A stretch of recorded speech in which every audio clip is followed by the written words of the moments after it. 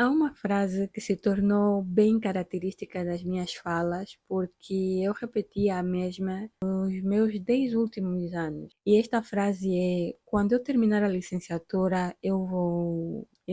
Por mais pequeno que fosse os meus sonhos ou o desejo de algo que eu me propusesse a fazer, eu condicionava sempre ao término da licenciatura, ou seja, eu deixava para este período, para depois. Tudo quanto eu desejava, tudo quanto eu queria fazer, conhecer, eu deixava para depois. Por exemplo, quando eu terminar a licenciatura, eu vou mudar de país. Quando eu terminar a licenciatura, eu vou passar 6 meses no Brasil, porque é o meu sonho. Quando eu terminar a licenciatura, eu vou fazer uma sessão de fotos bem bonita. Quando eu terminar a licenciatura, eu vou comemorar o meu aniversário. Parece absurdo, mas eu não comemorava o aniversário por muitas razões, mas eu também não me preocupava porque eu dizia que eu vou comemorar quando eu terminar a licenciatura. E até mesmo uma coisa tão pequena como cuidar mais do meu cabelo. Eu dizia, quando eu terminar a licenciatura, eu vou prestar mais atenção no meu próprio cabelo. Só que havia um problema, é que esse dia nunca chegava, a licenciatura não terminava e, como resultado, eu não vivia, eu simplesmente deixei de viver. Durante muito tempo, eu achei que o maior problema da minha vida era uma doença, ou ao menos os sintomas que eu carregava, mas hoje eu já penso diferente e eu acho que não. Acredito sim que a doença atrasou muito e boa parte da minha vida, mas há uma coisa que não só atrasou a minha vida, mas que paralisou-a completamente, que é uma crença que eu carregava. Oi, eu sou a Bia, eu sou de Angola e estou a recomeçar a minha vida aos 30 anos. E como eu mencionei no meu vídeo anterior, quando eu era criança, as pessoas chamavam-me de inteligente e achavam que eu ia fazer grandes coisas, né? No mundo, ia deixar um grande legado. Eu não digo isso para parecer especial, mas é para te fazer perceber o peso que eu senti mais tarde com tudo isso. Porque quando toda a gente começa a te dizer que tu vais longe e que vais fazer coisas grandes, também começas a acreditar que não tens o direito de falhar. Mas afinal de contas, falhar não é humano. Em minha casa havia uma ideia que era repetida muitas vezes, não de forma audível, mas era como se fosse um código invisível. Ninguém precisa dizer, mas é algo que existe. Mas eu cresci a ouvir que estudar era a coisa mais importante da vida. E eu não sei se isso só acontecia comigo ou já aconteceu com outras pessoas também. Na infância e adolescência eu era uma pessoa que compreendia tudo de forma muito literal, principalmente as coisas que os meus pais diziam. E como os meus pais diziam que estudar era a coisa mais importante da vida, eu passei a acreditar em uma outra coisa com essa fala. Comecei a acreditar que uma pessoa sem uma licenciatura valia menos. Lembra-te que há pouco tempo falei que existia um código que não era dito, mas que já sabíamos como é que era? Existia um nível de estudo obrigatório para tu te sentires independente dentro da nossa casa. Os meus pais não diziam, mas era algo que existia. Não tinha essa coisa de terminaste o ensino secundário, a 12ª classe, como dizem, e vais para a tua vida, decides começar a trabalhar. Então, o nível de estudo obrigatório para conseguirmos alcançar a nossa liberdade, na minha casa era a licenciatura. Então, quando diziam que estudar era a coisa mais importante da vida, eu comecei a entender que quem não tinha uma licenciatura, que era um nível que a minha casa exigia, valia menos. Isso é estranho até dizer, mas sim, era assim que eu olhava quando eu era criança e quando eu era adolescente. Só que essa crença acabou por destruir muita coisa na minha vida. Tudo quanto eu queria viver, que era normal, eu comecei a deixar para mais tarde. Eu vou viver isso quando eu fizer a licenciatura. Só que o grande problema era exatamente o que eu falei. Eu deixei de viver para esperar que eu terminasse algo que começou a se tornar incerto por conta de uma doença, como eu já expliquei no vídeo anterior. Muita coisa acontecia e eu me sentia decepcionada e desiludida, não por estar doente, não por não poder, não por não estar a viver. Mas eu nem sequer pensava em viver, porque eu só sabia que eu ia começar a viver depois da licenciatura. Minha decepção era por não estar a terminar a licenciatura. Mas apesar de tudo isso, todo o sofrimento físico, porque eu tinha mesmo muitas dores de cabeça, desmaiava, tinha perdas de memória, curiosamente, este não era o meu maior sofrimento. O meu maior sofrimento era saber que eu estava a falhar na única coisa que dava valor à minha existência, porque até então eu só sabia que quem não tinha uma licenciatura valia menos. No final das contas, tinha que ouvir sempre a mesma questão. Então, falta muito. Quando é que terminas? Quando é que terminas? E a minha resposta começou a ser quase a mesma, que é falta pouco. Porque, na verdade, realmente até faltava mesmo pouco. Só que o grande problema é que eu realmente nem sabia quanto tempo exatamente faltavam, porque para mim parece que tudo tem que ser mais difícil. 6 meses facilmente se transformam em 10 anos, assim, do nada.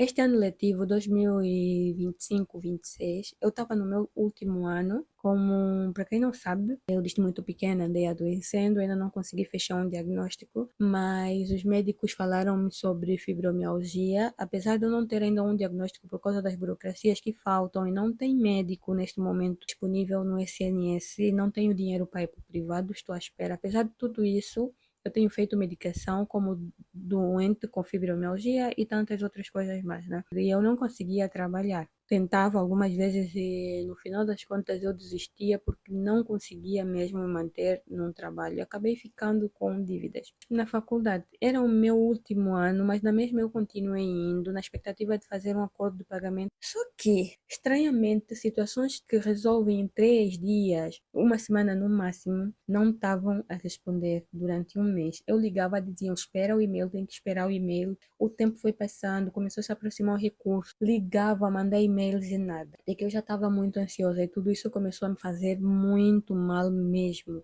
Eu falei, eu vou fazer minha última tentativa, porque era a época, muito final do ano letivo mesmo. Eu fui orar, eu falei assim, Deus, eu tenho tentado ao máximo acabar essa licenciatura e o Senhor sabe o quanto eu tenho lutado, mas eu tô a sofrer com isso e as coisas estão fora do meu controle. Então, eu vou fazer a última coisa que está dentro do meu controle, que eu posso fazer. E se eu não tiver resposta, eu entrego as minhas ansiedades e preocupações nas tuas mãos. Toda essa situação eu entrego nas tuas mãos porque eu não sei mais o que fazer e eu vou viver em paz. Aí eu fiz essa oração, eu ganhei forças.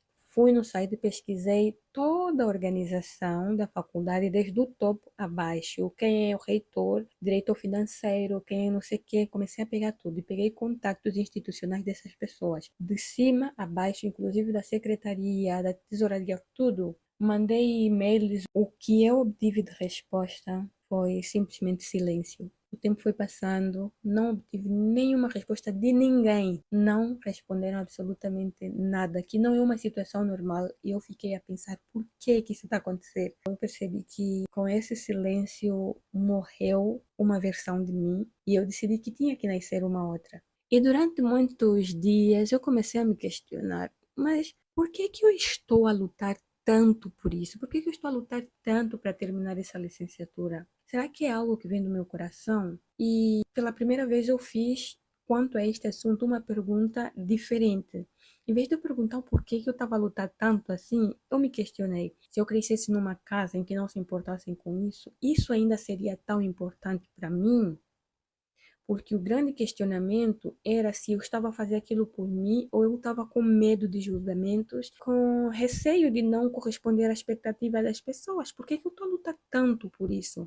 Eu já nem me identificava com o curso, porque foram 12 anos de lutas, 12 anos tentando fazer alguma coisa. Saí de Angola, já tinha o segundo ano e tive que repetir do zero aqui. Há um ano especificamente, quando eu achava que estaria no terceiro, eles perderam as minhas notas de um ano, mas a universidade diz que eu não tinha feito aquele ano, que eu não estava inscrita.